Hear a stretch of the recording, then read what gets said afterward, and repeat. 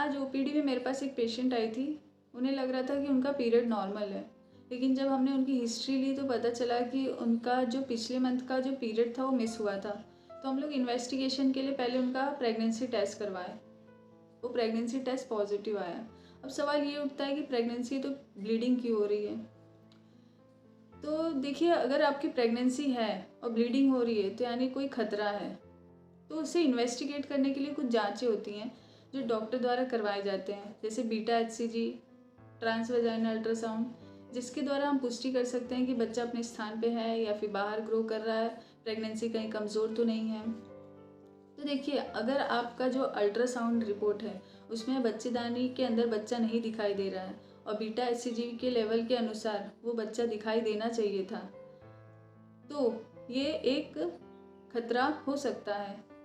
और अगर आपको वो बच्चा कहीं फैलोपियन ट्यूब के आसपास होने का संकेत दिखाई दे रहा है तो ये हो सकता है एक्टोपिक प्रेगनेंसी हो। क्योंकि एक्टोपिक प्रेगनेंसी में देखिए, प्रेगनेंसी तो होती है लेकिन वो बच्चेदानी के अंदर नहीं होती है, वो बच्चेदानी के बाहर कहीं भी ग्रो करती है, जिसकी वजह से महिलाओं को बहुत सारी समस्याओं का सामना करना पड़ता है, जैसे बहुत ज़्यादा ब्लीडिंग होना, पेट में बहुत दर्द होना निचले हिस्से में, शोल्डर पेन होना और बहुत बेहोशी आना। ये एक इमरजेंसी कंडीशन होती है। इस कंडीशन को इग्नोर नहीं करना चाहिए, तुरंत हॉस्पिटल में अपना जांच करवाना चाहिए और ट्रीटमेंट करवाना चाहिए। क्योंकि अगर आपका भी ऐसे कभी पीरियड मिस हुआ है, उसके बाद आपको हैवी ब्लीडिंग होती है, स्पॉटिंग होती है, तो आप इसे इग्नोर बिल्कुल ना करें नॉर्मल पीरियड समझ के, क्योंकि हो सकता है एक्टोपिक प्रेगनेंसी हो।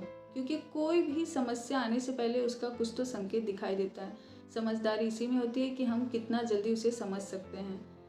तो आप अच्छे से अपनी जांच करवाएं, अपना अच्छे से इलाज करवाएं। और अगर आपको कोई भी ऐसी समस्या है तो आप कमेंट ज़रूर करें, मैं आपका समाधान ढूंढने की कोशिश करूंगी। और मेरे चैनल से जुड़े रहें, ज़्यादा से ज़्यादा शेयर करें, सब्सक्राइब करें। अगर कोई दिक्कत है तो कमेंट करें। धन्यवाद।